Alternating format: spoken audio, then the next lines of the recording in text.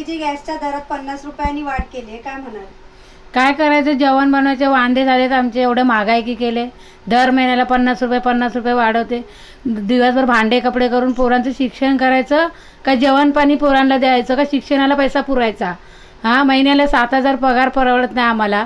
आणि तुम्ही दर महिन्याला शिक्षणाला याला वाढवलं तुम्ही सिलेंडरला पैसे, तर आम्ही द्यायचे कुठून लोकांना पैसे?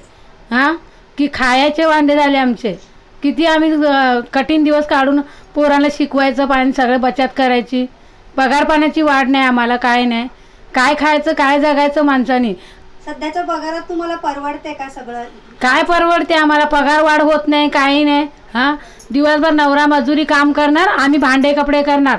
पोरांना शिकवायला गेलं पहिला पैसे भरायचं, मग आम्ही शिकायला उभं करायचं पोरांना. थोडी फी माफ करत नाही कधी, काही नाही. किती म्हणून करणार आम्ही लोक? सरकारने LPG सिलेंडरच्या दरात 50 रुपयांनी वाढ केली आहे, तुमचं काय मत आहे? आमचं एवढंच म्हणणं आहे, सरकारने वाढ केलेली आहे सिलेंडरच्या भावामध्ये, ती अजून करू नये यापुढे तरी. कारण सबसिडी वगैरे देतो म्हणून सांगितली, ते त्याच्यामध्ये हे पैसे जमा होत नाही आणि काही नाही. लॉकडाऊनमध्ये आता नोकऱ्या गेलेल्या आहेत, त्या दरम्यान एक तर पगार वगैरे नाही आहे, कमी पगार आहेत आणि सिलेंडरचे पैसे वाढले. सगळीकडे सगळ्या गोष्टीवर पैसे वाढवलेले आहेत. आम्ही मुलांचं शिक्षण करणार का हे जेवणाला पैसे वापरणार? मुलांना कसं खाऊ पिऊ घालणार आम्ही?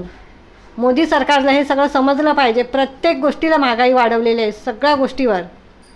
त्यांनी आता यापुढे तरी सिलेंडरवर भाव वाढू नये, जो वाढलेला आहे तो सुद्धा कमी करावा.